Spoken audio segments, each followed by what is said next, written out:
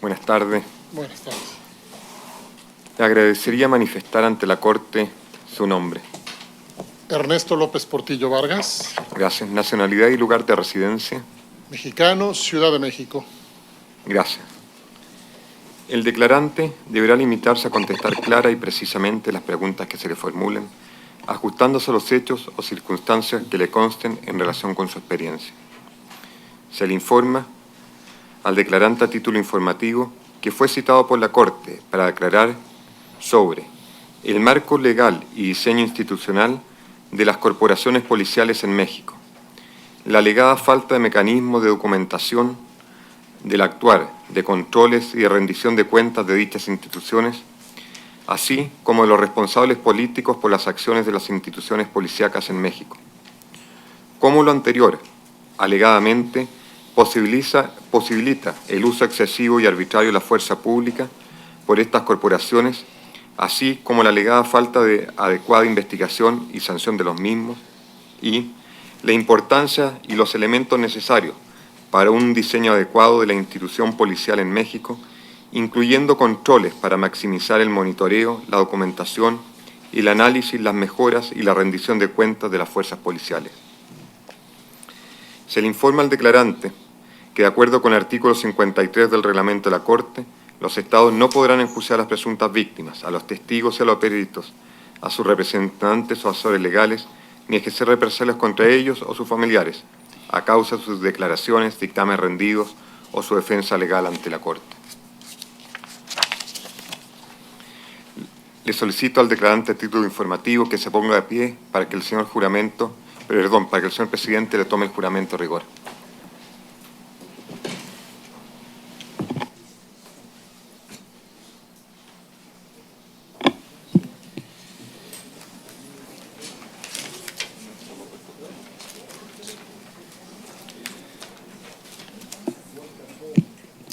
Senhor declarante, o senhor jura ou declara solenemente que dirá a verdade, toda a verdade, nada mais que a verdade? Sí, yo juro. Por favor, tome assento. Obrigado.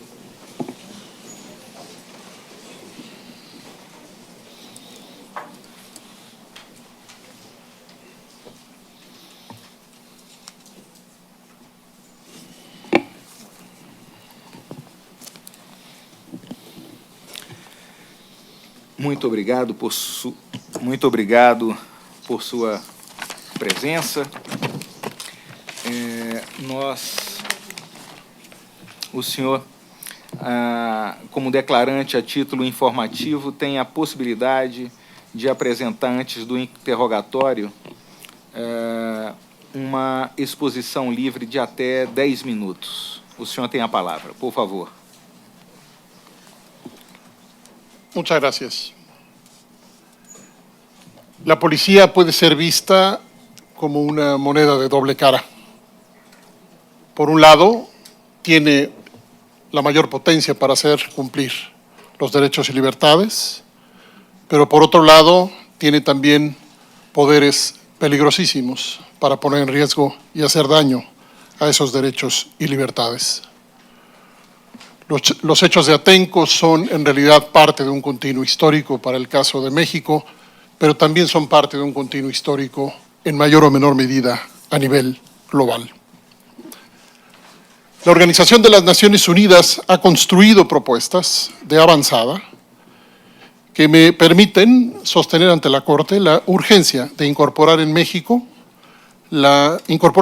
a la creciente tendencia de instalar figuras especializadas, innovadoras de control externo de la policía. El reciente material presentado por la Organización de Naciones Unidas es el resultado de la reunión de una comisión internacional de expertos que ha dejado un marco de referencia para la supervisión externa de la policía, pero en general para el conjunto del modelo de rendición de cuentas de la policía. Se están dando múltiples informes a nivel internacional sobre la situación en la que está México, que nos hacen ver que no hemos alcanzado en México los controles democráticos adecuados. La verdad es que no es necesario ir a los informes internacionales. Solo hace unos días, en la glosa del informe de gobierno, el secretario de Gobernación en México declaró que las instituciones policiales mantienen una extrema debilidad. Pero ciertamente hay informes internacionales que nos han colocado en una posición alarmante, como el World Internal Security and Police Index, que nos pone en el lugar 118 de 127 países evaluados, evaluando legitimidad, capacidad, efectividad, servicio y resultados por parte de la policía. Un estudio reciente mostró que, revisando el conjunto de las recomendaciones que los organismos públicos de derechos humanos emiten a la policía entre 2011 y 2016, incluyen el 76% de los casos maltrato por parte de la policía. Maltrato que escala en múltiples proporciones según el caso, pero específicamente en el caso de tortura, escala en casi la mitad de las ocasiones, según este estudio panorámico nacional. Otro estudio reciente muestra que 11 entidades del país no reportaron dar formación para el uso de la fuerza, por ejemplo, en el último año, 2016. Sabemos ya que las entidades del país que tienen regulación de uso de la fuerza tienen patrones menos graves de abuso policial en México. Pero también sabemos que ahí donde se han generado normas, no estamos resolviendo adecuadamente la coherencia entre las normas y las prácticas.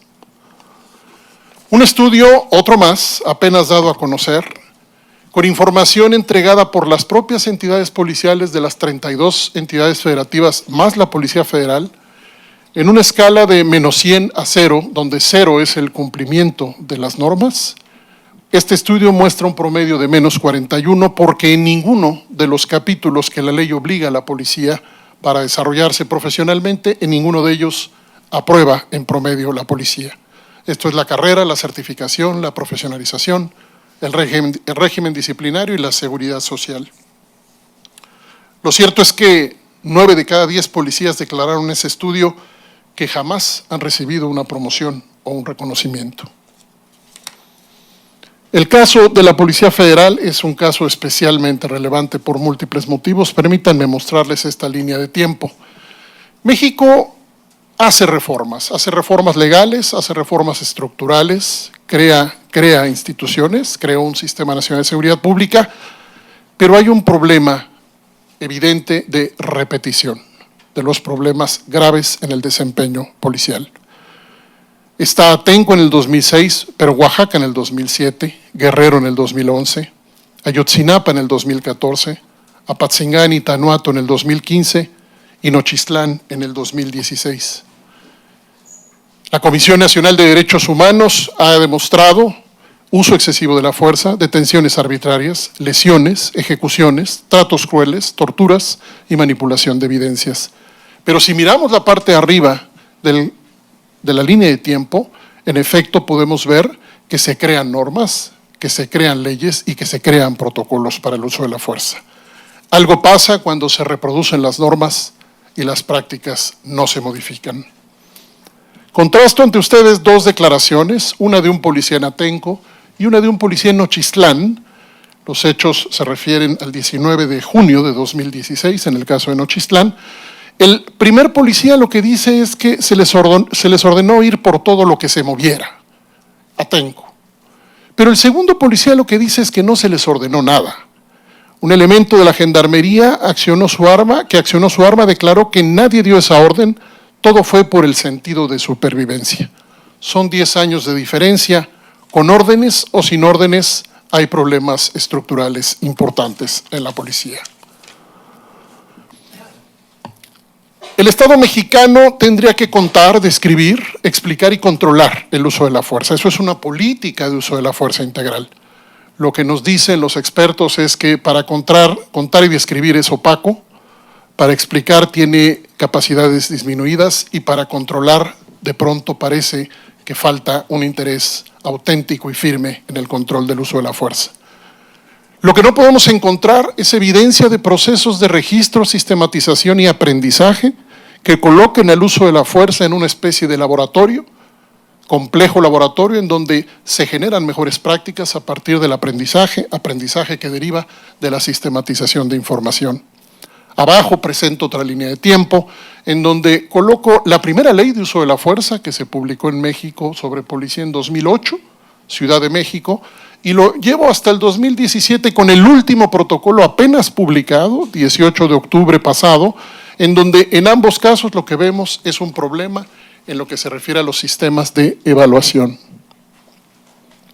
Esto es un capítulo asociado al aprendizaje, asociado a la perspectiva de género en materia de uso de la fuerza, en donde lo que se ordena es, en efecto, generar capacitación, pero seguimos viendo problemas en la norma en materia de registros, evaluación y aprendizaje. Se están generando en México protocolos que permiten proponerle al Estado, con perspectiva de género, colocar una nueva forma de regular el uso de la fuerza. La supervisión externa de la policía es una nueva perspectiva que lo que hace es meter a la policía en un enfoque sistémico y generar un proceso de crecimiento de confianza pública a través de procesos de observación, evaluación permanentes que le ayuden a la policía a controlarse a sí misma, dando paso a controles externos y a la mejora. Son 3 momentos los que la ONU propone que deben ser regulados: el antes, el durante y el después de las operaciones, de manera tal que haya normas claras, supervisión y monitoreo claro y gestión de operaciones revisadas también adecuadamente. Hay 4 antecedentes de la supervisión externa de la policía en México. En 2012 se propuso una ley con los coordinadores de los partidos políticos en el Senado. En el 2013 la Comisión de Derechos Humanos del DF lo recomendó. En el 2014 se creó una figura en el municipio de Querétaro y en el 2017 la Comisión Nacional de Derechos Humanos recomendó esta figura. Esta tesis, este modelo de supervisión externa, parte de haber superado aquella vieja doctrina según la cual el problema de la policía tenía que ver con alguna manzana podrida. La teoría evolucionó y lo que hoy se entiende es que son ambientes institucionales, culturas institucionales que tienen que ser modificadas en su totalidad. La conclusión es que la supervisión externa en México es innovadora, necesaria, prometedora y urgente, y que no encontramos razones legales y mucho menos legítimas para no avanzar en este modelo para México. En las siguientes intervenciones estoy a sus órdenes para mostrar que esto es una tendencia a nivel internacional. Muchas gracias. Muito obrigado, senhor declarante. Passo a palavra à representação das vítimas para que possam fazer o interrogatório. Por favor, se identificando quem fará uso dela. Muchas gracias, señor presidente. Florencia Regiardo, del Centro por la Justicia y el Derecho Internacional, CEGIL. Buenas tardes, Ernesto. Buenas tardes. Tengo un par de preguntas para usted. Como acaba de exponer en su presentación, mencionó el problema que la policía en México ya no se trata de la teoría de la manzana podrida. ¿Nos podría explicar un poco más en detalle a qué se refiere con eso y cuál sería el papel de las autoridades políticas teniendo en cuenta esta teoría, por favor? Durante muchos años en México y en el mundo, ante las malas conductas de la policía, lo que se hacía era cambiar a los policías que se equivocaban, esperando que no se repitieran los errores. Al paso del tiempo, la evidencia enseñó que no se evitaban los errores al cambiar a las personas, porque se cambiaba a las personas dejando a las instituciones en una misma condición de debilidad.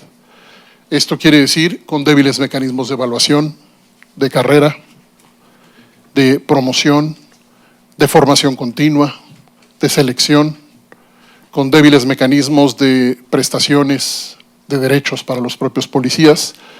Y entonces se entendió que no era un problema de personas, sino que era un problema de ambientes institucionales. Se pasó de la manzana podrida al barril podrido y la teoría después evolucionó a pensar en la siembra misma de las manzanas, el huerto de las manzanas. Esto es la forma en la que la propia policía se puede mover en ambientes institucionales con problemas graves, con conductas desviadas que van más allá de ella. Esto implica decisiones políticas en donde, en el caso de México, hay una relación de origen, hay un pacto de lealtad a cambio de impunidad, en donde la policía no ha sido profesionalizada, no se ha tomado la decisión política de generar una profesión policial con todos los derechos y obligaciones que esto supone, con lo cual desde la propia política, desde la propia decisión política se mantiene en crónica debilidad a la policía. Muchas gracias. Ahora, yendo al tema del marco normativo que usted mencionó en su presentación, ¿por qué cree que este marco normativo no ha detenido el uso excesivo de la fuerza en México? Se espera que las nuevas normas modifiquen las conductas. Esta es una expectativa no racional, porque la evidencia empírica lo que enseña es que la policía tiende a repetir patrones de comportamiento independientemente del cambio de las normas, a menos que existan reglamentos, pero sobre todo un proceso de gestión de la reforma. En palabras de algún experto, la reforma policial no se decreta, se gestiona día a día. Esto habla de la incorporación a través de procesos de aprendizaje, en donde en el antes de las operaciones, en el durante las operaciones y después de las operaciones se utilizan procedimientos operativos regulados y estándares que describen al máximo detalle posible la manera como la policía debe actuar, especialmente en operaciones de alto riesgo.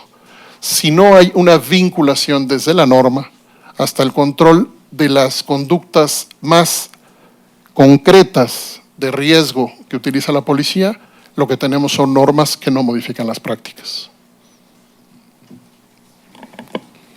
Gracias. Casi finalizando su exposición, también dijo que podía contar de experiencias comparadas. ¿Existe algún ejemplo exitoso de iniciativas de control interno y externo de instituciones policiales en otras partes del mundo? Bueno, tenemos el foro africano que promueve en este momento la rendición de cuentas de la policía en Sudáfrica. Tenemos esfuerzos en Brasil, tenemos esfuerzos en Estados Unidos, tenemos esfuerzos en Jamaica, tenemos solo en Estados Unidos 144 agencias de supervisión externa de la policía. No hay una ciudad grande en Estados Unidos que no tenga ya en este momento algún esquema, todas con resultados diferentes en procesos de investigación que están depurando los indicadores de evaluación de la efectividad de la supervisión externa. Lo que se ha podido demostrar con evidencia empírica es que en el 72%, poco más del 70% de las recomendaciones que hacen los auditores externos de la policía en Estados Unidos, en el 72% la policía acepta las recomendaciones. Un ejemplo rápido, la auditora de la policía en el municipio de Querétaro, al momento de tomar el cargo, a unos meses estaba haciendo ya recomendaciones que la policía aceptó e implementó, por ejemplo, en el uso de alcoholímetros en la calle. Pongo un ejemplo porque estas son acciones precisas, viables, que colocan, insisto, a la policía en un proceso de aprendizaje permanente, en donde el éxito está en encontrar dos vías. Primero, reducir las malas conductas, pero segundo, promover las buenas conductas y reconocerlas.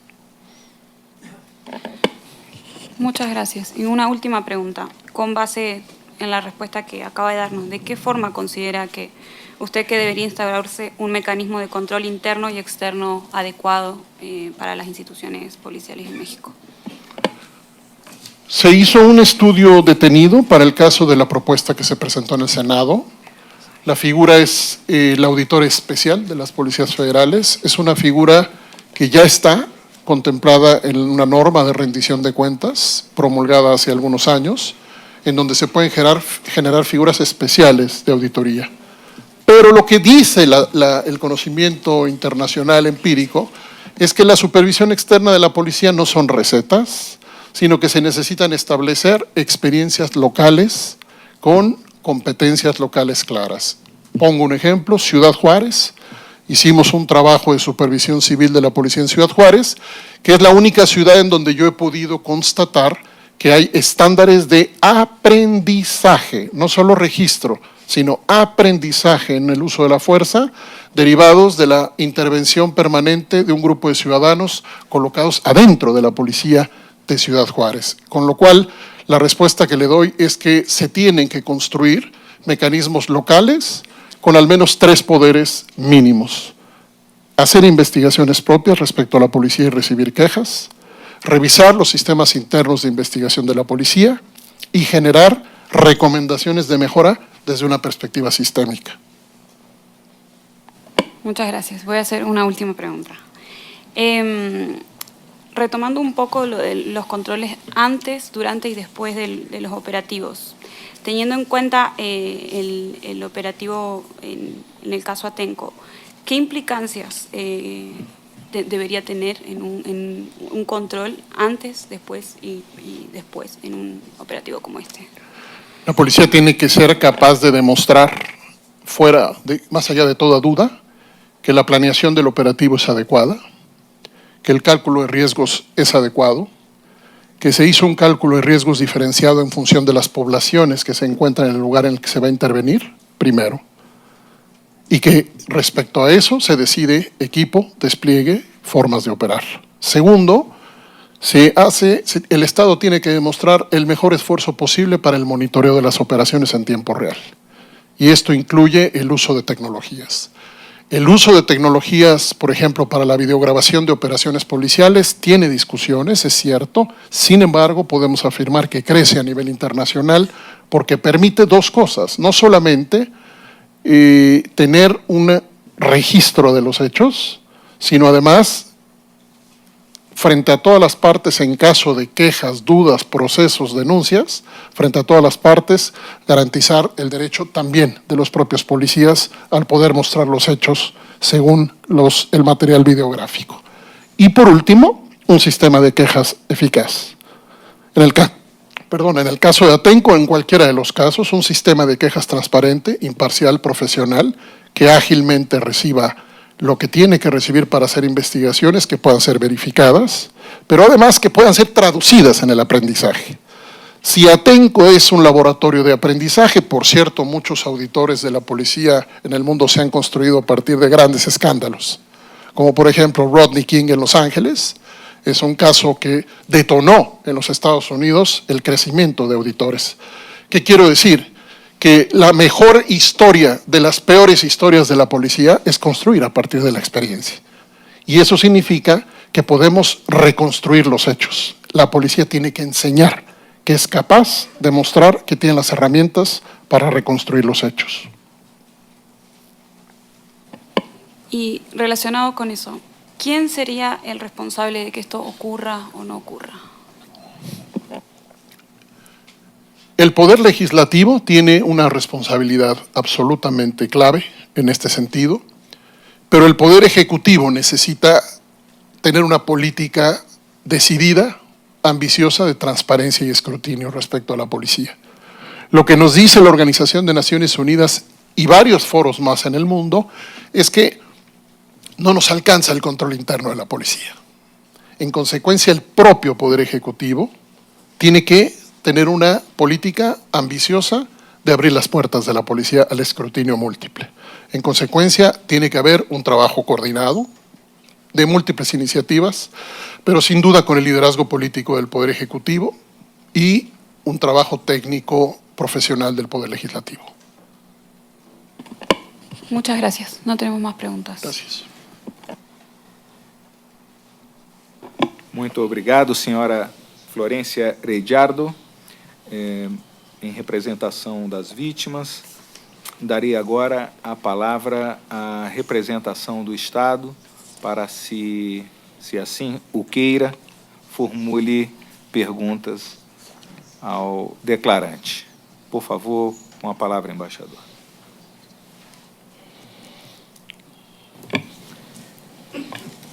Buenas tardes, doctor López Portillo. Muchas gracias por su testimonio. Buenas tardes. Tendría yo algunas consideraciones. Me parece sumamente interesante su análisis y sus propuestas, pero pues me viene a la mente los intentos de reforma, sobre todo la propuesta o iniciativa de reforma que presentó el Poder Ejecutivo a fines de 2014, de reforma al sistema de las policías en nuestro país y que lamentablemente no ha sido aprobada en el Congreso por diferencias entre las diferentes fuerzas políticas que ahí están representadas. El Poder Ejecutivo propuso que se hiciera una sola policía a nivel estatal y esto simplemente no ha sido aprobado porque no ha habido consenso dentro de las fuerzas políticas en el Congreso. México es un país federal y esto hay que recordarlo siempre porque pues en una estructura federal las competencias del poder del gobierno federal se dan en un ámbito, gobiernos estatales en otro y gobiernos municipales en otro. Esto Señor presidente, disculpe, tiene que hacer preguntas. Un minuto, por favor. Gracias. Con la palabra. Un minuto. Gracias, presidente. Un minuto, por favor. Sí, por favor, La palabra. el Estado tiene que limitarse a hacerle preguntas al declarante. Gracias. Voy a formular mi pregunta, presidente. Sim, por favor, a introdução foi muito ilustrativa. O senhor, se puder, já...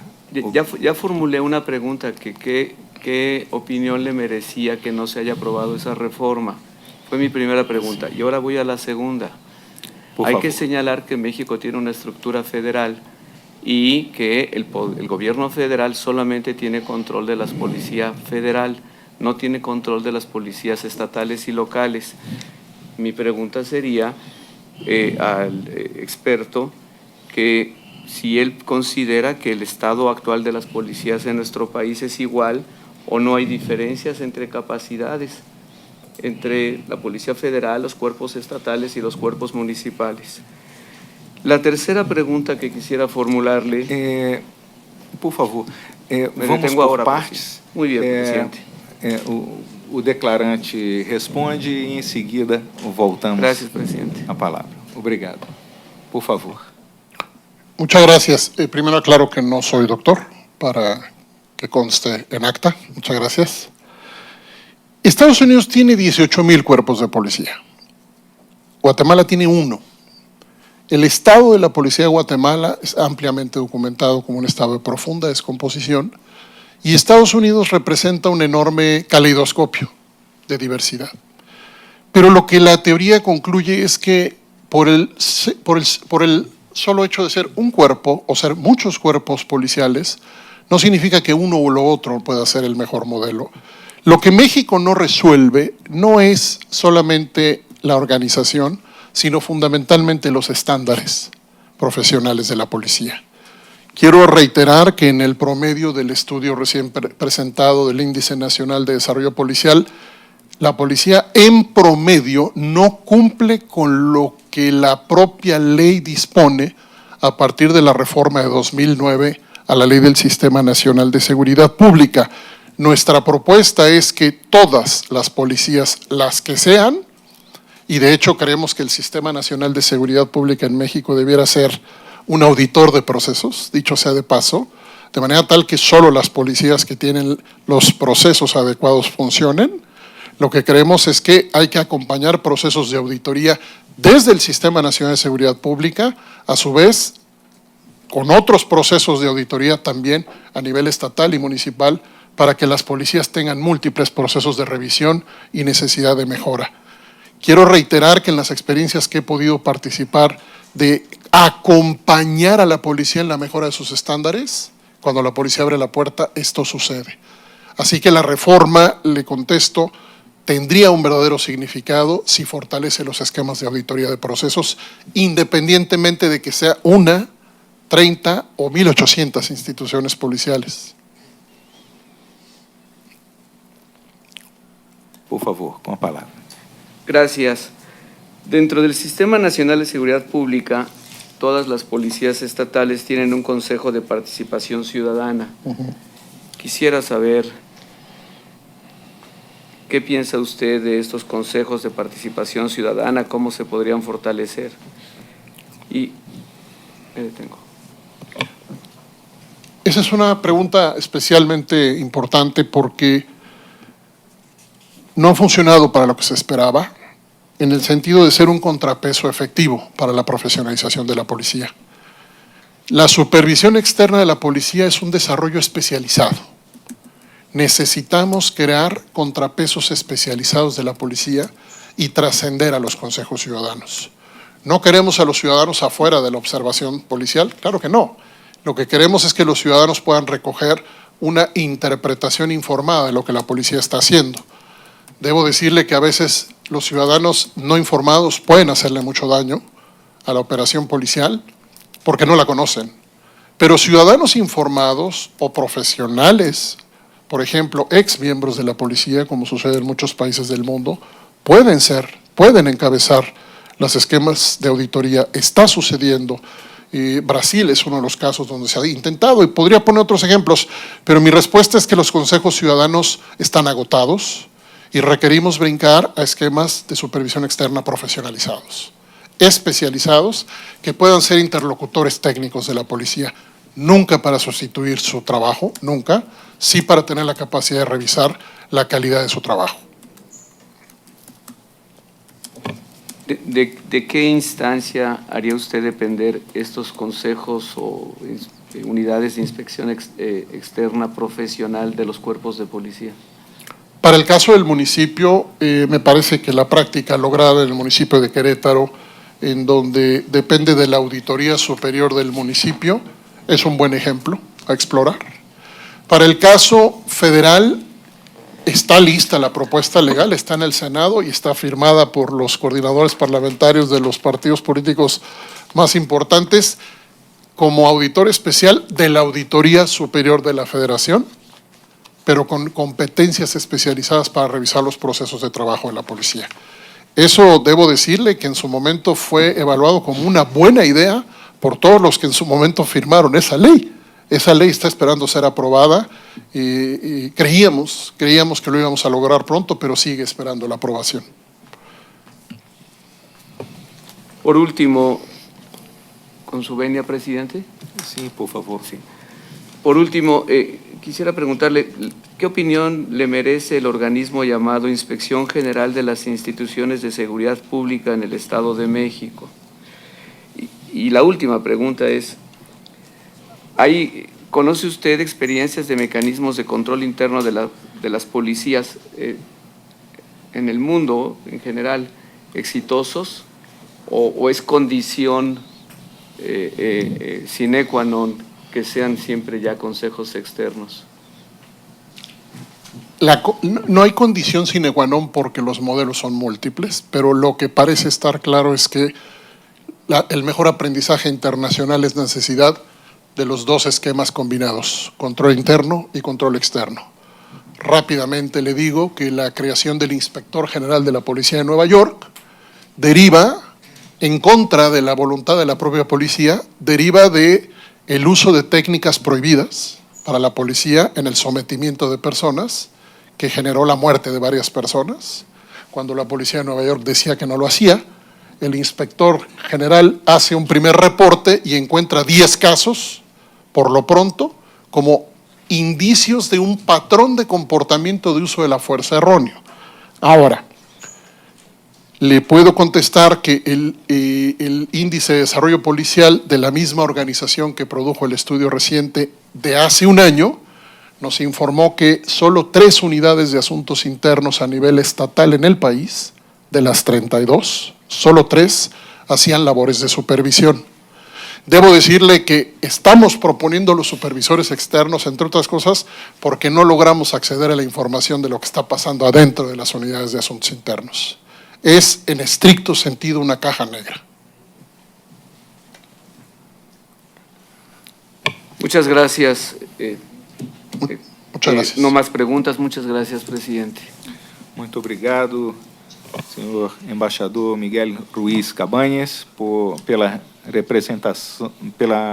representação do Estado.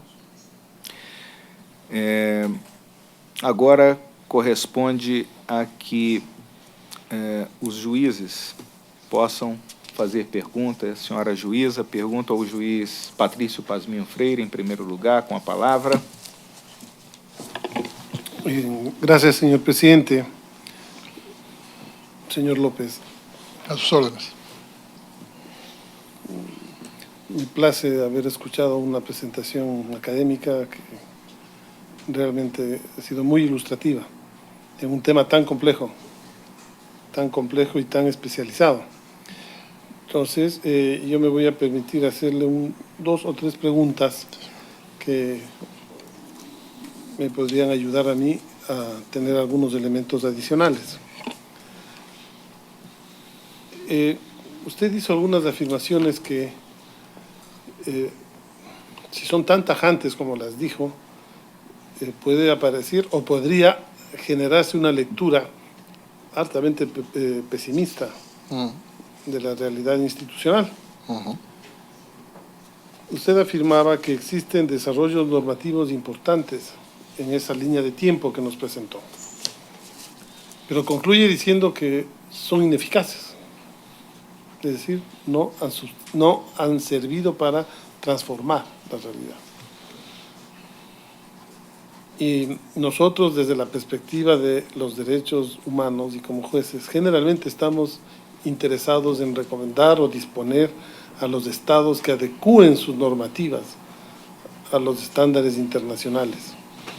Imagínense qué complejo es si es que nosotros simplemente disponemos la elaboración de normativa, pero no importa que la aprueben si esta no es eficaz.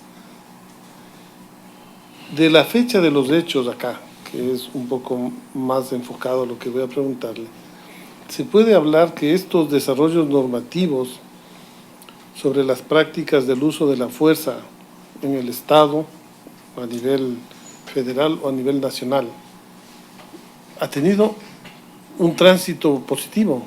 Es decir, debe haber algo que de la fecha de los hechos, si el Estado prestó atención, las legislaturas federales desarrollaron normas.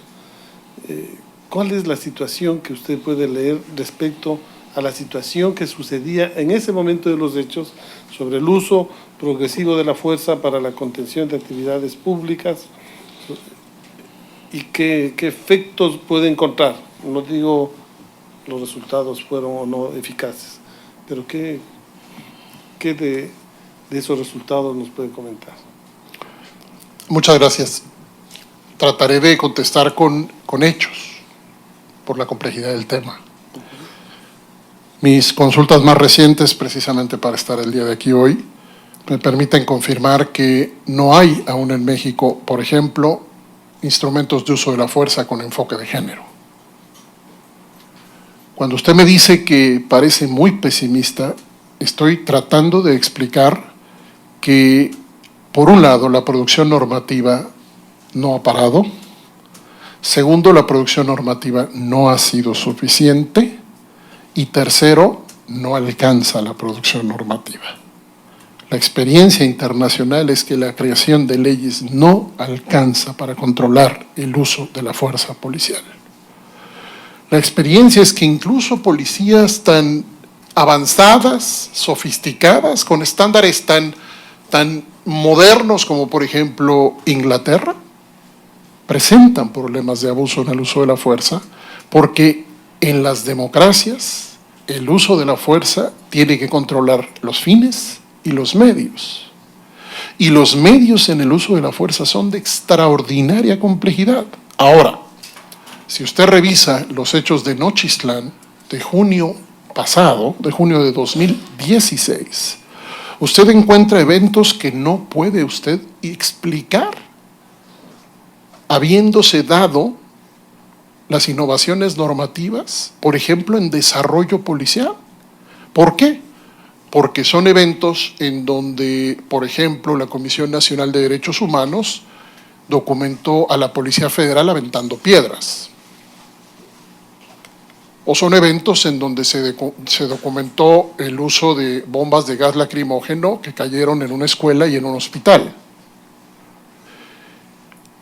Si recargamos nuestra expectativa en la producción normativa, no logramos hacer ni siquiera un trazo histórico, si me permite, del registro del uso de la fuerza.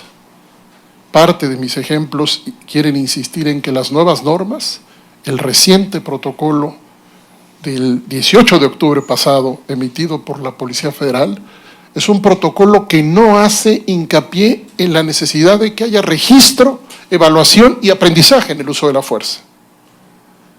Y lo fuimos a decir en 2008 en la Asamblea Legislativa del Distrito Federal cuando se creaba la primera norma de uso de la fuerza en México. Entonces, lo que quiero es desnudar la contradicción, porque se siguen produciendo normas. No alcanza. La evidencia nos dice, uno, si es cierto que hay patrones ligeramente menores de abuso donde hay normas, según el estudio del Instituto para la Seguridad y la Democracia, recién presentado, sí. Pero también es cierto que donde hay normas, también las recomendaciones de derechos humanos de los organismos públicos continúan registrando maltrato y maltrato escalado a conductas sumamente graves por parte de la policía. Así lo cual tenemos un conflicto estructural desde nuestra perspectiva en el diseño de la institución policial y en la vigilancia de la institución policial. Trato de ser lo más claro en un tema que tiene múltiples ángulos. Y qué bueno que se crean normas, no nos alcanzan esas normas. Y sin duda el enfoque de género sigue ausente en normas tan delicadas y tan relevantes como el tema del uso de la fuerza. Muchas gracias. Gracias. Usted hizo referencia y nos presentó algunos estudios e informes muy actualizados sobre que hacen análisis del tema, creo que a nivel internacional inclusive. Así es.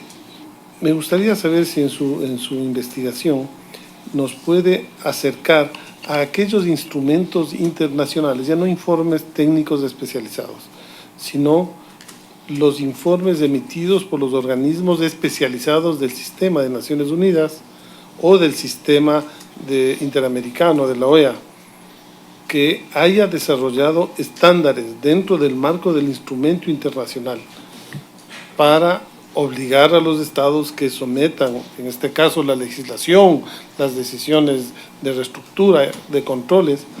Tenemos y contamos en instrumentos internacionales de derechos o en reportes anuales que hacen los organismos al desempeño de los estados en esta materia.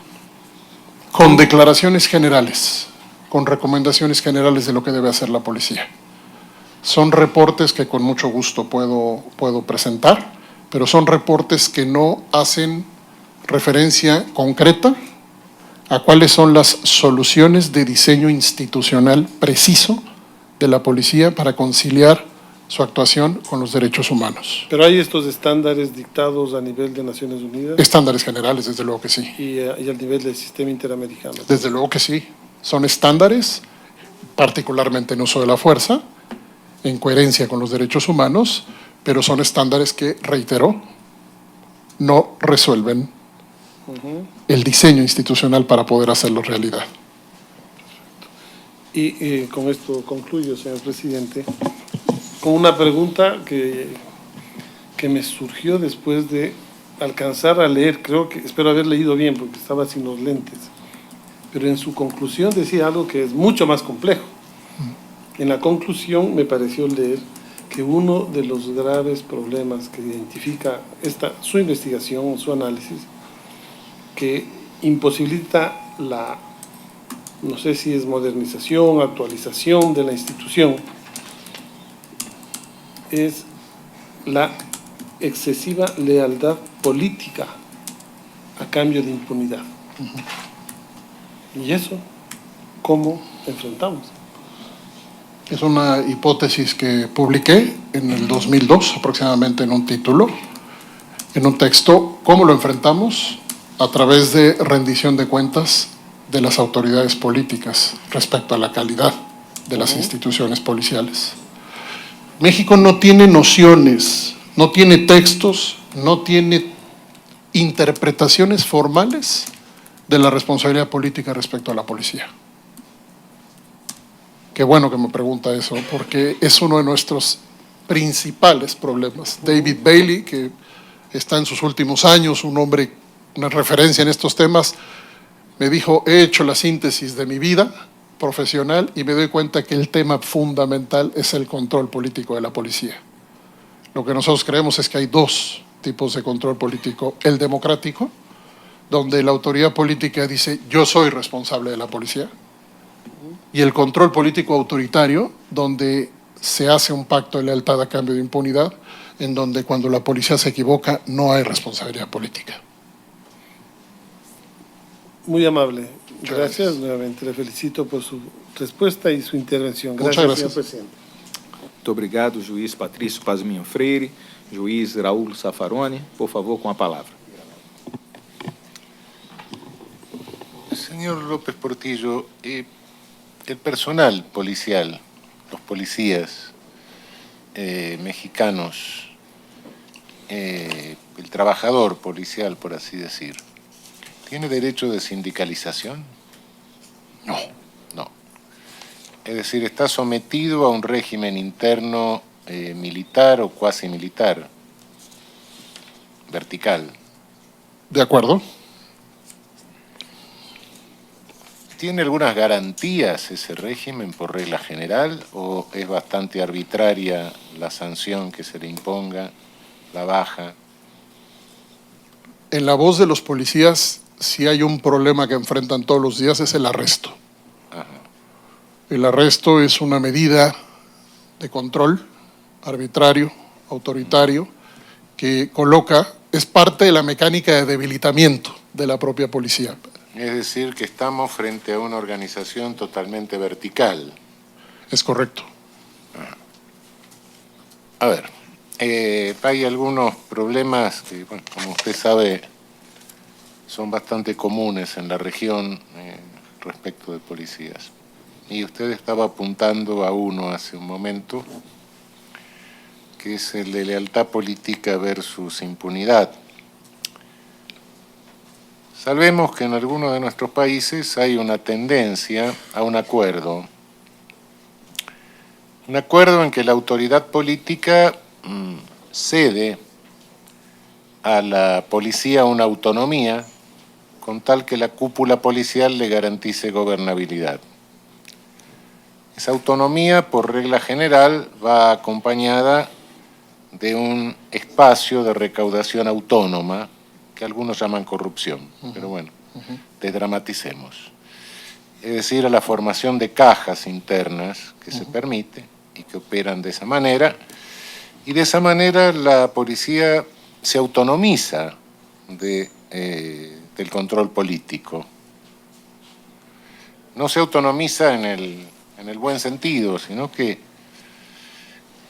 es un cuerpo verticalizado, totalmente verticalizado, que a través de la arbitrariedad interna lesiona los derechos humanos de los propios policías, de la arbitrariedad vertical esa, que se ocupa de hacer recaudación autónoma y que al mismo tiempo le presta el servicio al poder político de garantizarle gobernabilidad.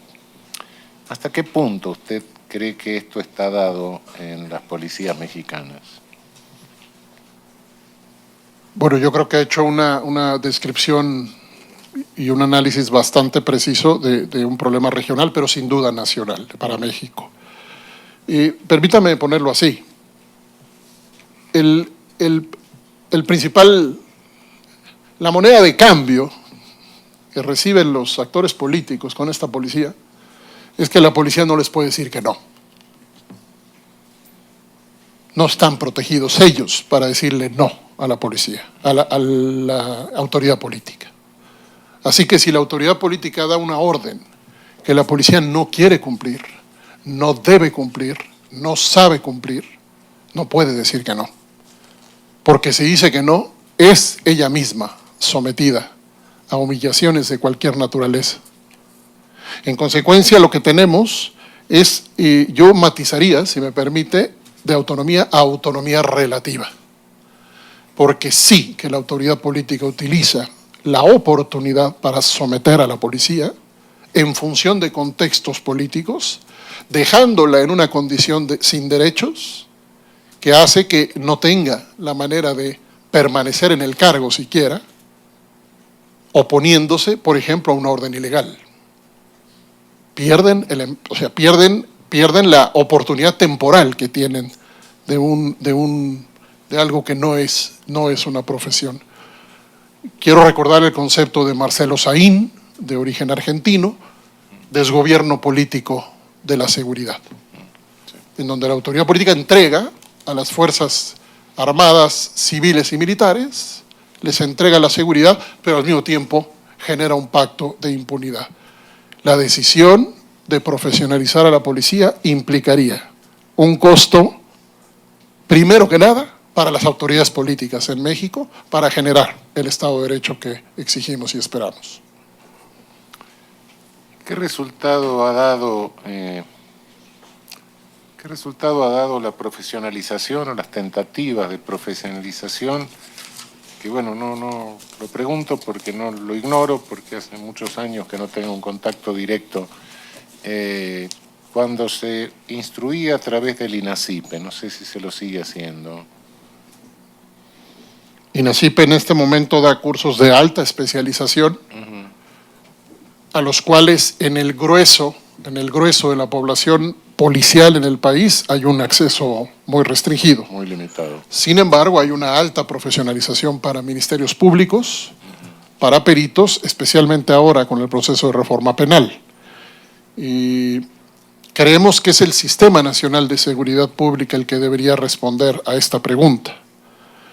Pero en voz del propio secretario de Gobernación, reitero, en la glosa de gobierno reciente, nos decía que el 40% de los policías en México perciben un ingreso de 4,800 pesos o menos al mes. Esto significa que el sistema no se ha puesto de acuerdo para dignificar a la policía, mucho menos para formarla. En el orden de policías municipales, usted acaba de decir algo que es, con motivo de la pregunta de otro colega importante, que es, bueno, el número de 2.400 policías que tiene Estados Unidos, 1.800, etcétera, con policías de condado, etcétera.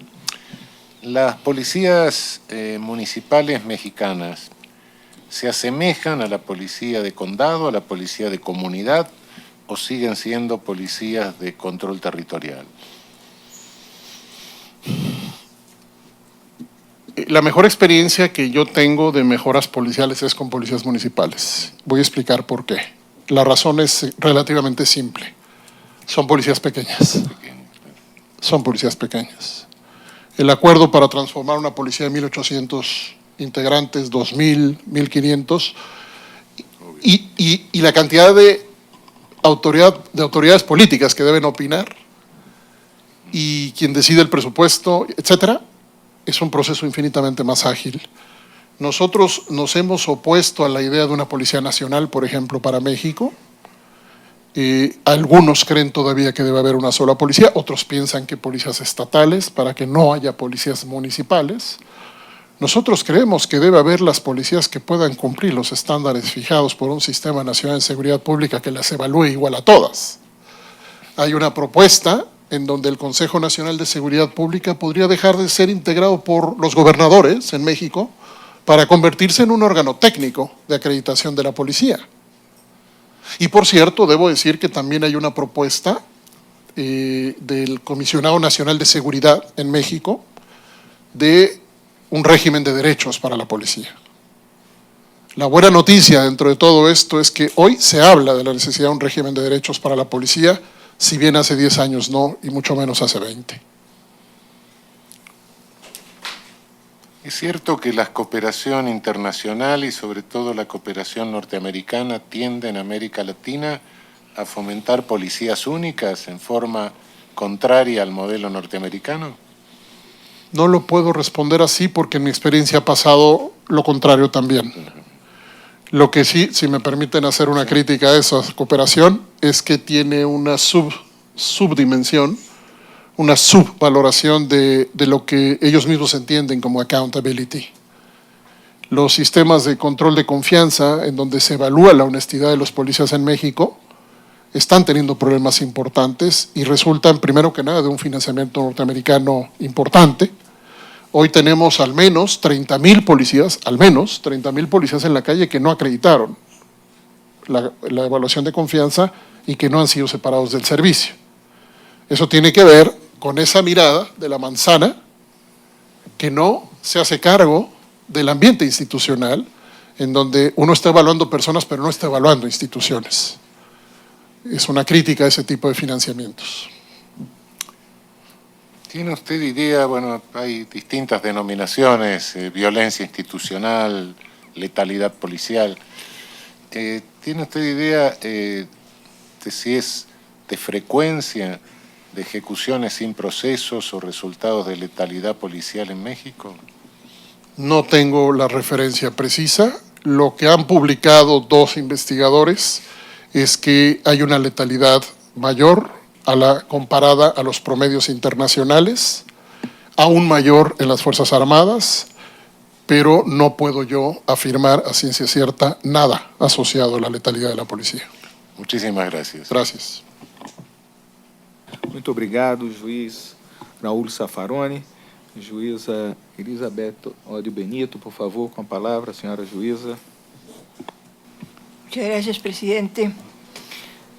Don Ernesto, a usted lo invitaron a venir aquí como un declarante a título informativo.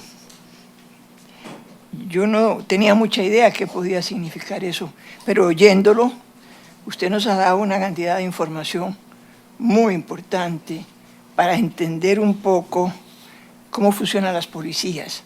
Mis 2 colegas saben mucho más que yo de esos temas policiales, así que usted va a disculpar que mis preguntas sean bastante, no superficiales, pero digamos elementales más bien.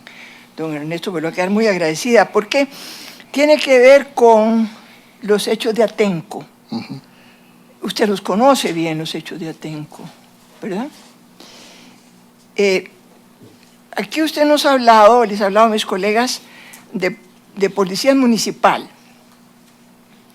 de policía de los estados y también de policía federal. Es correcto.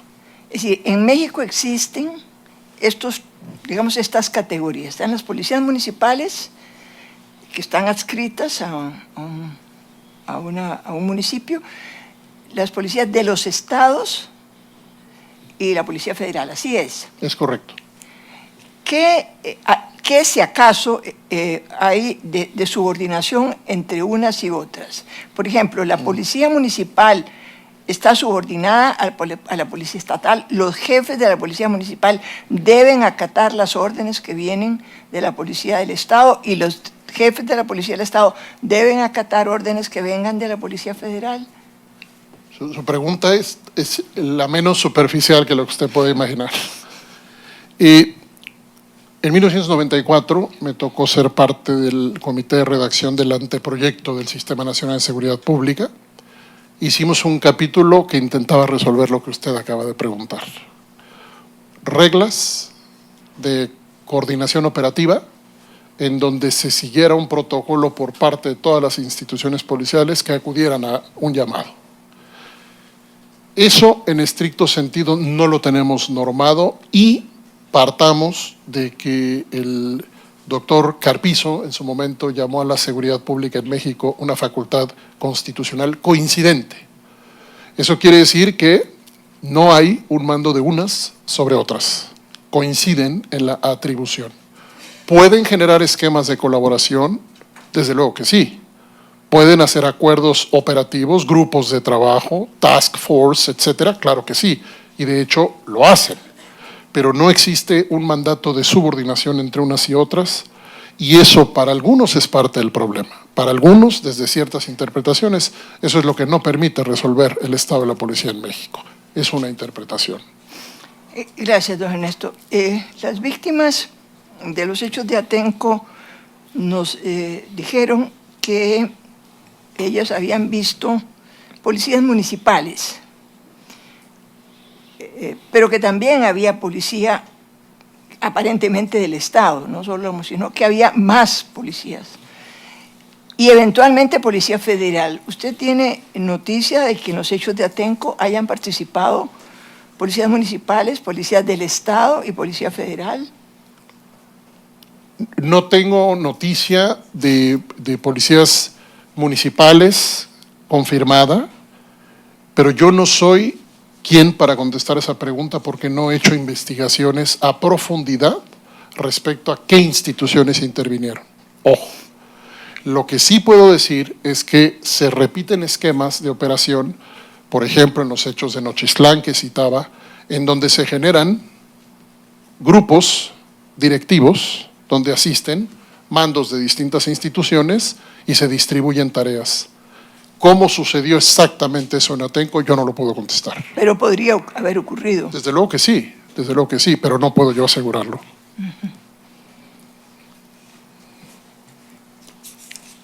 Doctor, por último, tiene algo que ver con lo que preguntaba el doctor Zaffaroni. ¿En qué forma incide la corrupción en toda la forma en que se organizan las policías de un Estado como el mexicano? Que no es ajeno a cómo pasa en el resto de los países, pero específicamente, usted que es experto en eso de México, ¿cómo incide la corrupción? Si entendemos, ¿Independiza a la policía? ¿Los hace más impunes? ¿Los hace más poderosos? ¿Está muy, digamos, introducido el hecho de la corrupción? ¿Tiene que ver con el crimen organizado? primero que nada la debilita estructuralmente. La corrupción fractura la posibilidad de generar una identidad institucional, permítanme decirlo así, identificada con el mandato. Nuestros ejercicios de grupos de enfoque y encuestas con la policía de muchos años nos han permitido ver que la policía interpreta su función no necesariamente en función del mandato legal. Algunos policías nos contestan que están ahí para proteger el orden público, pero otros policías nos dicen que están ahí para hacer lo que el jefe quiera. De hecho, una de las quejas más frecuentes que yo he recogido en 25 años de la policía son sus jefes, porque les piden hacer labores que no tienen que ver con la labor policial, como por ejemplo recoger rentas de múltiples esquemas. Algún autor ha definido a la policía y también a las Fuerzas Armadas como herramientas de intermediación con el crimen organizado cuando representan su peor debilidad, que es colocarse en una posición de disponibilidad ante el poder económico y también ante el poder de violencia del crimen organizado frente a instituciones policiales que no pueden resistir ni el embate a través del poder económico, ni el embate a través de la violencia del crimen organizado. En consecuencia, no tenga duda, la corrupción debilita, fragmenta, pulveriza a una institución que termina dividiéndose en una especie de ínsulas de poder, donde muy pocos, regresando al tema de la estructura vertical, muy pocos tienen mucho. Claro, hay mandos policiales que tienen mucho. A mí me ha tocado en incontables ocasiones mirar o escuchar testimonios de la policía del maltrato que sus jefes hacen de ellos, en donde lo que reciben en términos económicos quienes están en las jerarquías inferiores es infinitamente lejano de aquello que reciben quienes están en los mandos, pero no necesariamente porque se trate de rentas formales, sino a través de mecanismos informales de recaudación de renta, que es algo que la policía ha hecho desde los rurales de Benito Juárez y de Porfirio Díaz, con policías que en lugar de profesionalizarse, tenían esquemas de protección en algunos caminos, pero también de robo en otros caminos, porque el Estado mexicano decidió no darle a la policía todo lo que debe darle para ser una entidad profesional que resista, entre otras cosas, a la corrupción. Son esquemas históricos que hoy se siguen reproduciendo. Y que gane mejor, ¿verdad? Que le paguen mejores salarios. Como parte de un mecanismo de derechos. Es decir, Y el mexicano promedio no se puede imaginar que un médico no tenga derechos, pero tampoco se puede imaginar que un policía tenga derechos. No podemos convencer fácilmente al auditorio a cielo abierto de que la policía debe tener derechos. Hay un profundo desprecio por la policía que ciertamente viene desde el sector de la clase política, pero que baja reticularmente a la sociedad. A la policía se le desprecia, se le humilla, se le utiliza y se le tiene pues como se le tiene. 70% declaró en una encuesta reciente de uno de los estudios que presenté que sigue utilizando recursos propios para comprar botas o uniforme. Y seguimos encontrando, por cierto, mujeres policía que no utilizan uniformes para mujeres. En un país que creó un sistema nacional de seguridad pública hace más de 20 años, en donde el Consejo Nacional de Seguridad Pública se ha reunido 40 veces. Entonces, algo anda mal en la concepción política, social y luego jurídica de nuestra policía, que no permite madurarla profesionalmente. De ahí que la principal responsabilidad de la rendición de cuentas debería ser política. Absolutamente. Muchas gracias, don Ernesto. Gracias a usted. Muito obrigado, juíza Elizabeth Odio. Pergunta ao juiz Humberto Ceará Porto. Por favor. Muy buenas tardes, señor declarante, Doctor López Portillo. Estuve viendo ahora estaba repasando el informe que usted presentó y tiene una formación interesantísima para efectos de lo que nos corresponde a nosotros. Usted es un abogado, pero que tiene conocimientos de ciencia política, tiene elementos sociológicos, tiene elementos estadísticos, en fin. Ayúdenos un poco a entender el caso que nos corresponde en el día de hoy.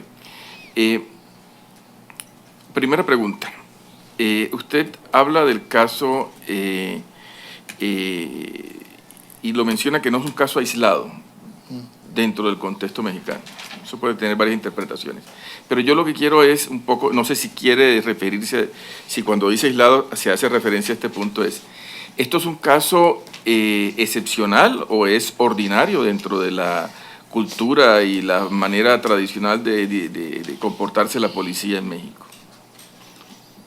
En el entendido en que uno encuentra que a propósito de una manifestación específica hay una múltiple o numerosas violaciones de derechos de los ciudadanos, llegando a temas tan extremos como torturas, como violaciones y por supuesto todo tipo de malos tratos y en una gran cantidad de personas.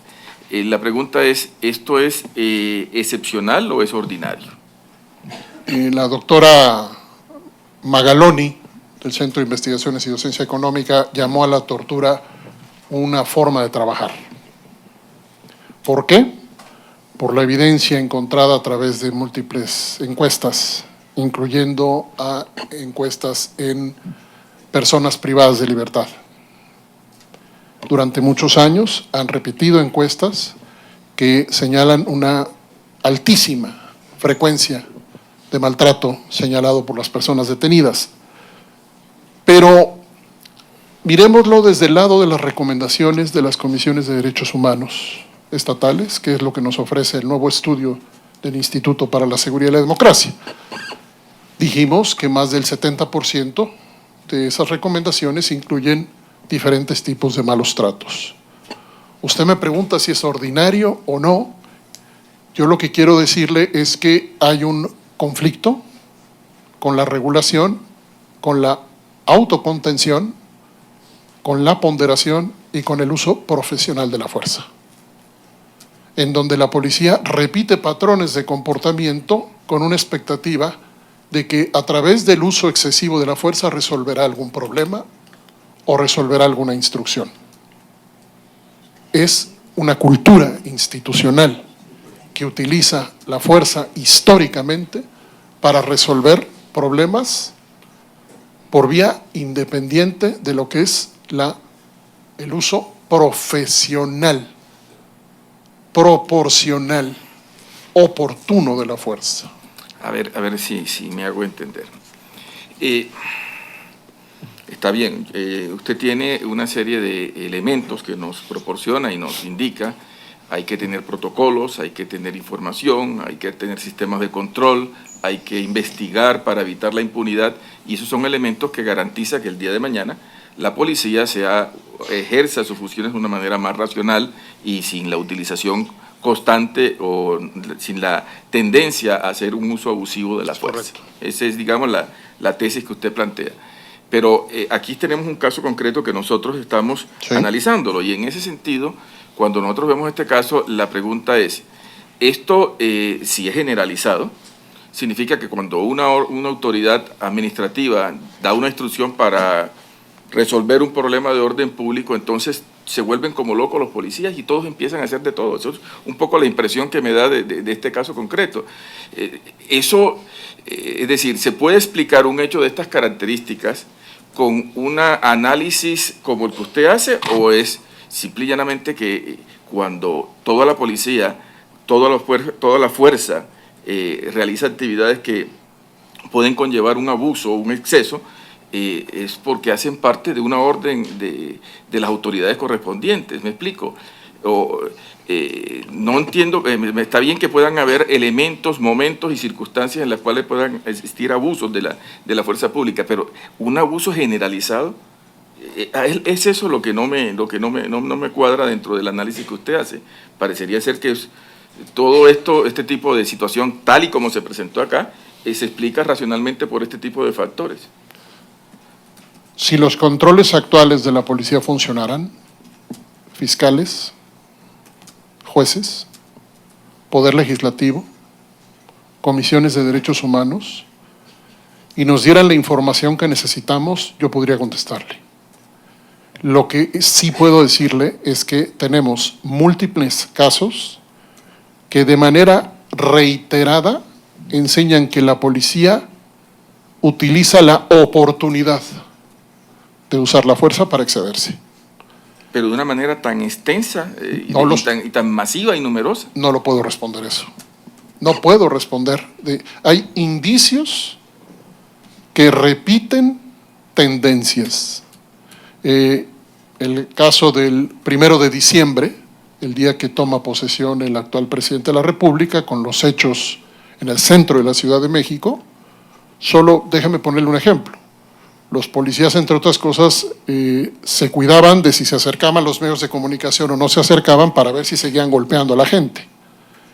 Es decir, no puedo afirmar lo que no puedo demostrar en términos de la dimensión del problema, pero sí puedo afirmar que se repiten comportamientos en donde parecen ser formas aceptadas de hacer las cosas. Eso es lo que puedo responder. O sea que hay un sistema de, si hablamos de quién es responsable de circunstancias como esta, es una responsabilidad que se diluye en el sistema.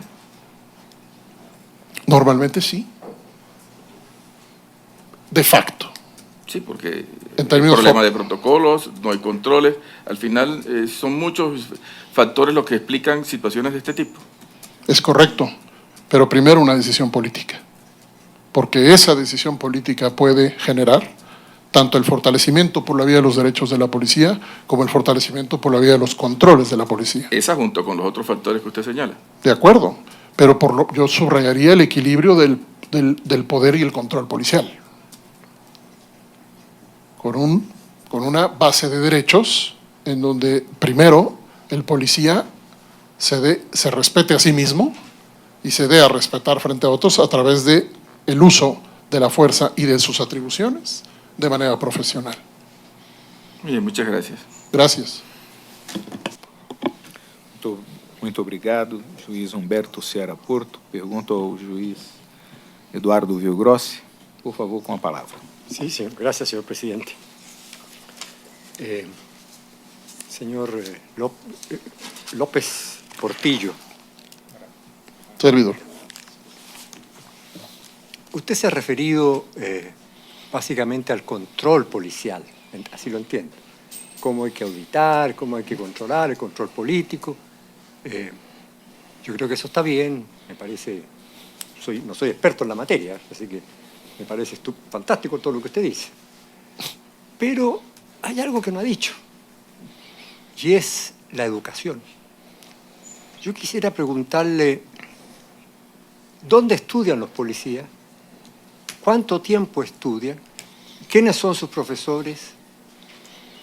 ¿Qué grado comparable con la educación universitaria o técnica tienen? Esa es mi primera pregunta.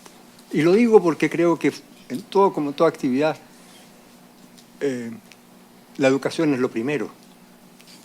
Porque usted sabe que dictada la norma, echa la trampa. De manera que lo más importante es cuando las personas son preparadas y tienen conciencia del poder que tienen y lo manejan en tanto tal, al margen de lo que diga la norma. Entonces, creo que la educación es un punto que no he escuchado mucho esta tarde. Muchas gracias. Primero, la mayor parte de los policías en el país tienen formación básica. Y ciertamente en algunas instituciones como la Policía Federal ha crecido el acceso de personas con formación superior. En la proporción, es una proporción mínima con respecto al total de la policía en el país. Ahí tiene usted un primer panorama. Pero déjeme enfatizar el valor de la formación continua en la policía. Si un médico no se actualiza, pues probablemente se equivoca en un tratamiento que nos da y nos puede ir medio mal. Pero si un policía no tiene prácticas continuas, por ejemplo, en el uso de la fuerza, o formación continua en las nuevas técnicas de la policía, o formación para la promoción, entonces no tienes en estricto sentido un policía profesional. Tienes a alguien que probablemente cursó 6 meses, quizá 1 año, una formación básica, que con el paso del tiempo sustituyó lo aprendido en un espacio formal, que es la escuela, por lo aprendido en la calle. En un foro en Turquía hace muchos años, la pregunta del foro era: ¿cómo resolvemos el predominio en la cultura policial a nivel internacional de valorar, de darle más valor a la formación en la calle que a la formación en la escuela? Bueno, hoy en México es muy común escuchar en las entrevistas a los policías que desde la propia escuela se les dice que su verdadera formación estará en la calle. De hecho, muy buenos esfuerzos de formación, por ejemplo, Ciudad de México incrementó su estándar de formación hace varios años para los policías de investigación, se encontraban con un problema en la calle, que era que sus jefes no tenían la formación que ellos ya tenían. Con lo cual sus jefes les decían: no puedes hacerlo así, tienes que hacerlo como nosotros lo hacemos antes. Esto vuelve a llevarnos a estándares en donde uno regulariza ciertos procesos y alguien está mirando que se cumplan. En la Policía de Ciudad Juárez, el principal reconocimiento que tuvimos de la policía con una certificación que ya les conté, ciudadana de la policía, fue que por primera vez en la historia, esos policías al menos, habían visto un concurso de promoción público. Nunca habían visto que se promoviera en grados a través de un concurso en igualdad de circunstancias. ¿Qué es lo que ahora le contestaron al estudio de la organización Causa en Común del Índice de Desarrollo Policial? No los promueven a través de mecanismos de evaluación formal. Yo estoy de acuerdo que la educación continua es esencial, pero también pienso que la base, si uno tiene una buena base, así como cuando a uno desde chico lo alimentan bien, va a una buena escuelita, Claro, puede ir después a los liceos, a la universidad, porque si está mal lo primero, de la primera parte de la educación, el resto está mal. Lo mismo pasa acá. Mi pregunta es, ¿hay una escuela para oficiales de policía y una escuela para suboficiales? ¿O hay varias escuelas o no hay escuelas? Le pregunto porque yo tengo la experiencia chilena, sí. que la conozco así más de lejos. pero uno ve que hay una escuela y toda una institución, 2 escuelas. Sí, las conozco. ¿Ah? Las conozco, sí. Sí, entonces, y uno ve que ahí por lo menos hay un esfuerzo. También tiene su defecto la policía chilena, por cierto. Pero sí tiene un reconocimiento público impresionante. Puede ser todo lo mala que quiera, pero la gente la pide. Fíjese, le voy a contar un detalle que siempre, cuando llegó la democracia, todos pensaban que las poblaciones, donde vive la gente pobre, iba a rechazar a la policía porque eran los que habían defendido al gobierno de Pinochet. Eran los que iban a reprimir a la gente. Y la gente pidió a las policías porque confían en la policía. Entonces y eso es por la educación. ¿Sí? Porque cada vez están más altos los niveles educacionales. Tienen otros defectos, también hacen fraude y todas esas cosas. Y ahí viene mi segunda pregunta. También con la experiencia chilena. Aquí hay policía federal, policía estadual, policía municipal. ¿Hay la diferencia entre la policía que mantiene el orden y la policía que investiga, o judicial, por así decirlo? Claro. O sea, hay una cuarta policía. ¿O dentro de cada estado hay también esa diferencia? A nivel estatal y federal hay la diferencia. A nivel municipal no. A nivel municipal solo hay policía uniformada. A nivel estatal y federal. Mire, en el indicador que nos dio el Índice Nacional de Desarrollo Policial, profesionalización tiene -28, y hipótesis es que hoy tenemos algunas mejoras nacionales en cuanto a la frecuencia con la que un policía accede a la función a través de un curso de formación básica. Va a parecer esto como, lo que le estoy queriendo decir es que cuando yo empecé a estudiar este tema, era muy común encontrar policías que jamás se habían ido a un curso de formación. Hipótesis, eso no es igual hoy respecto a lo que era antes. Hay quien con estos datos podría, conociéndolos todos a profundidad, podría contestarlo, yo no puedo. Pero lo que sí puedo decirle es que algo como lo que algún autor describe para Estados Unidos en los 70, de pronto lo que nos pasa es que tenemos una separación creciente entre los mejores estándares de formación, por ejemplo, para algunos cursos que utiliza la Policía Federal, y los peores mecanismos de formación que son prácticamente son de una precariedad total en algunos municipios del país, si es que se les puede llamar formación. Entonces, ¿tiene usted una inversión? Sí, sí la tiene, pero la tiene desigual. La última pregunta ya es concreta con el caso. ¿Qué medidas concretas? O sea, claro, uno puede decir, haga una formación, cree una escuela, se demorarán 20 años, 30 años. ¿Qué medidas más próximas, de resultados más rápidos, se podrían disponer por parte de esta Corte en materias policiales en vista del caso que ha ocurrido? Porque estamos partiendo del supuesto, parece, de que lo que ocurrió es porque la policía no tiene controles, no tiene formación. ¿Qué se puede hacer en concreto, en preciso, ya? Que uno le pueda decir al Estado, mire, como medida para no repetición, adopte tales cosas. ¿Solo un curso de derechos humanos? ¿Solo un estudio? ¿Una reforma legislativa? ¿Qué se puede hacer, según usted? En vista del problema del que estamos abocados.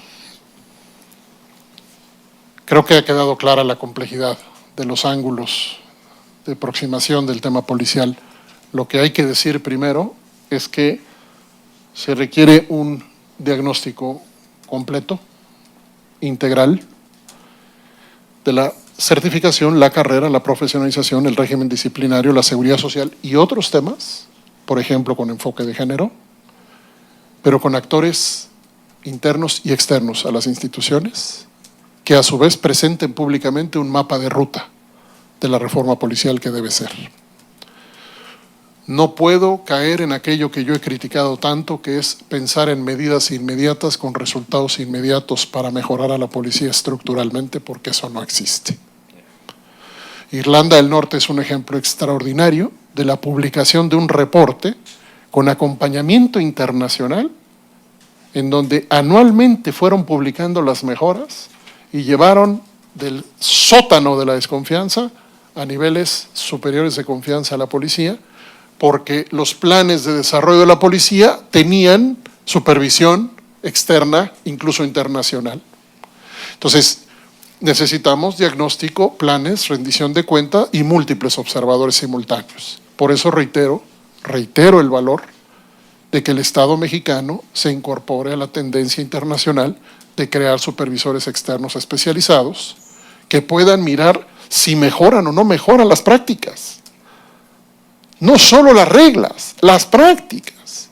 Como aquella auditora de Querétaro que salió a mirar cómo utilizaban el alcoholímetro en la calle e inmediatamente encontró que había aparatos que no estaban calibrados adecuadamente. A los 5 minutos empezó a encontrar problemas.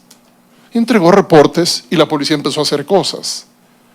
Entonces, sí es cierto, hay que investigar y hay que darle poderes duros a los supervisores externos, pero también hay que darles poderes de apoyo, de construcción a la policía profesional que hasta el momento no se ha logrado.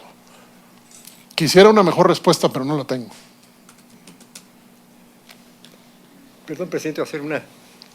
Yo desconozco si en este caso que estamos conociendo, alguien hizo algún estudio sobre por qué la policía actuó como actuó. ¿Se hizo ese estudio? No. Tenemos algunas interpretaciones publicadas, sí.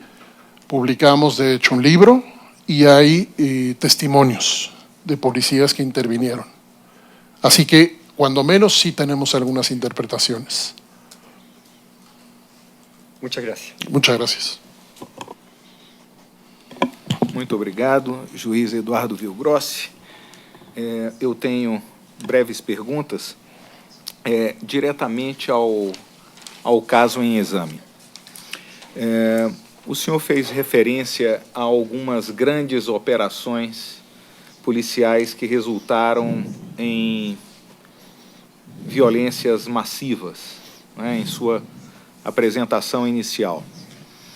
Com relação a esta operação realizada em San Salvador Atenco, o senhor poderia informar aproximadamente quantos policiais estiveram envolvidos? Há esta informação? Yo no tengo la información precisa de cuántos policías estaban involucrados. Lo que yo tengo, lo que puedo contestar a eso es que los reportes que se tienen no tienen la posibilidad de comprobación respecto a la validez precisa del número de policías que intervinieron en los procesos específicos de despliegue. Mas e as informações oficiais? Por elas, se chega a algum número? Há pelo menos um relatório oficial das diversas polícias envolvidas? Para que se tenha uma ideia básica, ou isso não existe? Así como usted lo pregunta, no tenemos esos datos.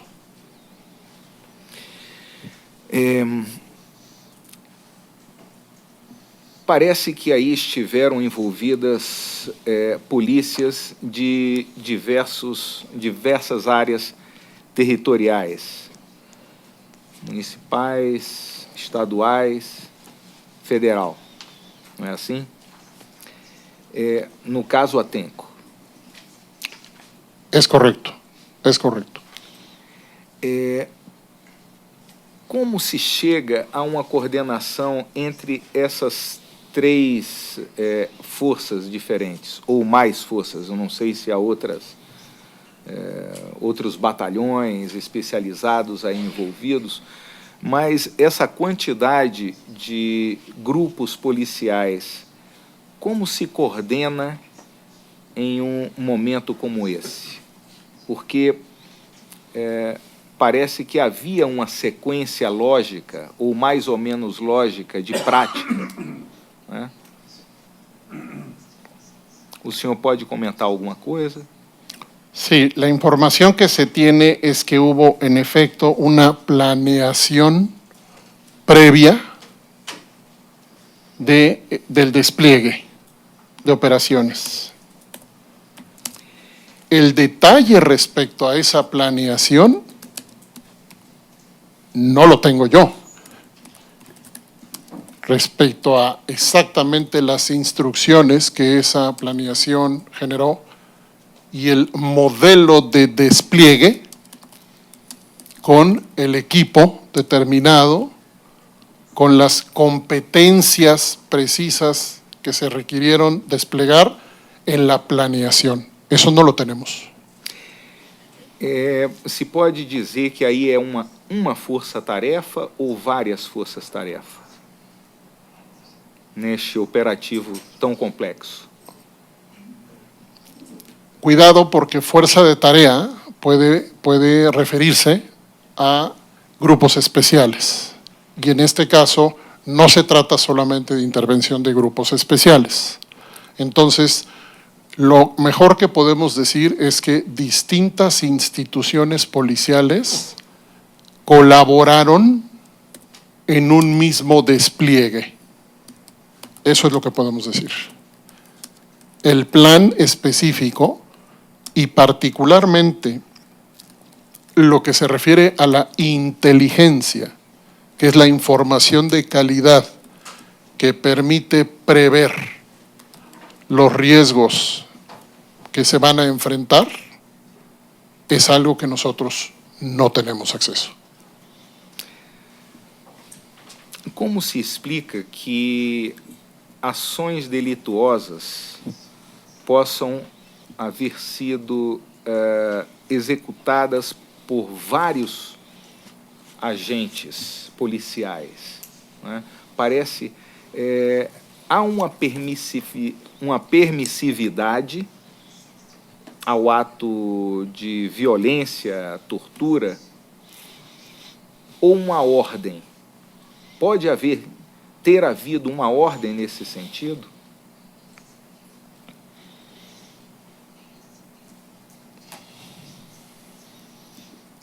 No conocemos una orden en ese sentido. Lo que sí sabemos es una repetición de conductas de permisividad, en donde, como lo decíamos antes, policías de diferentes instituciones repiten comportamientos de abuso. Eso es lo que podemos decir. Esto levanta, por supuesto, la pregunta a si hay una orden explícita o hay una falta de control ante la operación y el monitoreo, ante la operación y una falta de monitoreo ante la operación, lo cual me parece que es evidente. Pero no podemos afirmar la existencia de una orden explícita para realizar esas conductas. Eso yo no lo conozco. Da nossa audiência ficou delineado uma conduta delitiva de desrespeito como padrão ao corpo feminino. Não é apenas falta de perspectiva de gênero, é algo muito mais grave, né? Pelo que ouvimos aqui, pelos relatos, documentações. Esse grau de conduta, inclusive, parece que com participação de batalhões femininos ou grupos femininos que dão sequência ao que os outros grupos estavam fazendo, como é possível compreender isso? É que essa área policial eu não tenho grande conhecimento, por isso faço essas perguntas que podem ser tão básicas. No son básicas. Según los estudios de antropología policial que conozco, por ejemplo, de la doctora María Eugenia Suárez, las instituciones policiales alojan culturas machistas que reproducen el dominio masculino y que se ven a su vez reproducidas en muchas ocasiones por las propias mujeres de la policía.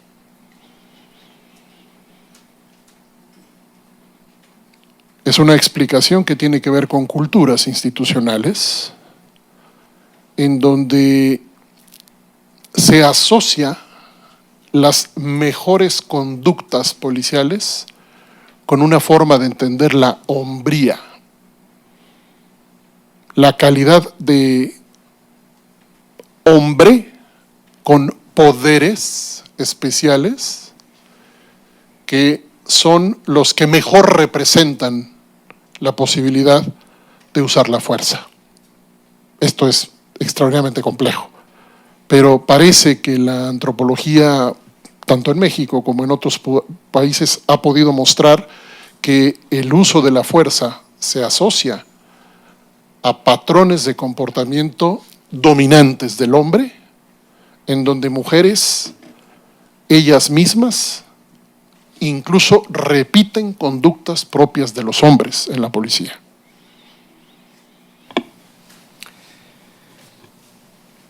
Bem, nós vimos aqui 2 exemplos.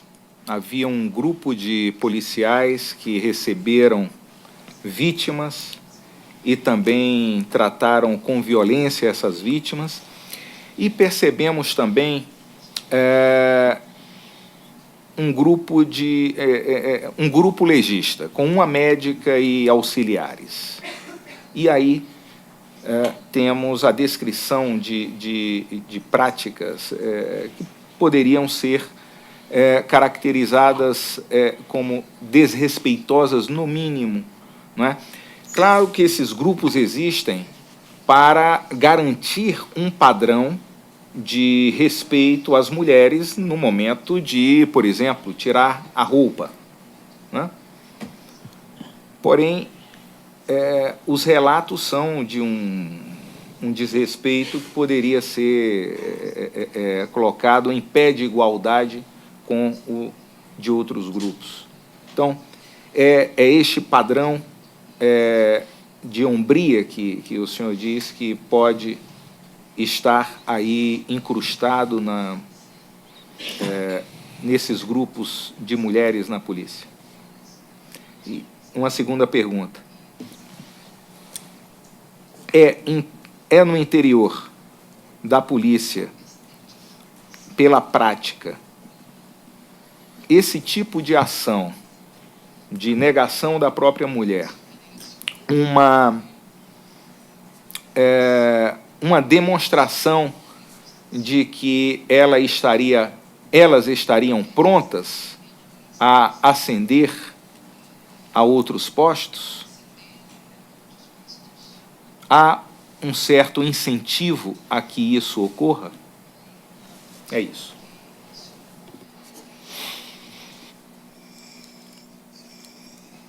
No hay demostración de lo segundo, no conozco demostración de lo segundo, pero sí puedo decir que es estrictamente excepcional la promoción de mujeres a cargos de mando superior en la policía. Eso es estrictamente excepcional.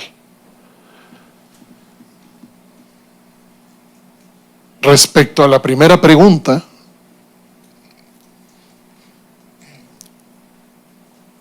el grado de profundidad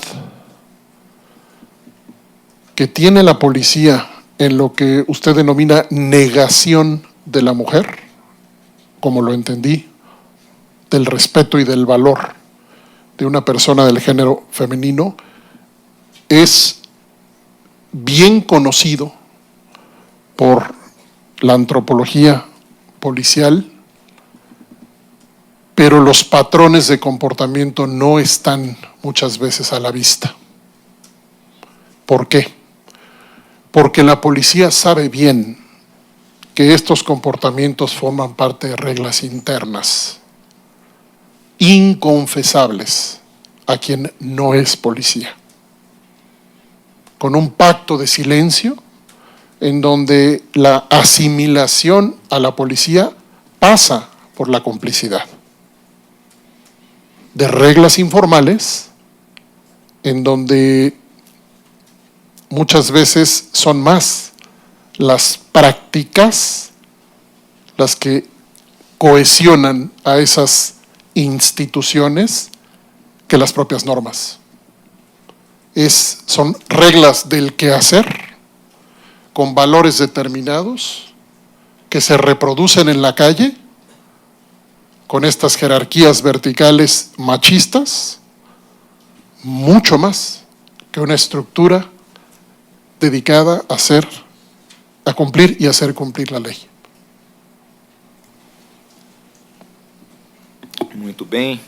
Senhor Ernesto Lopes, muitíssimas graças. Muito obrigado por sua participação.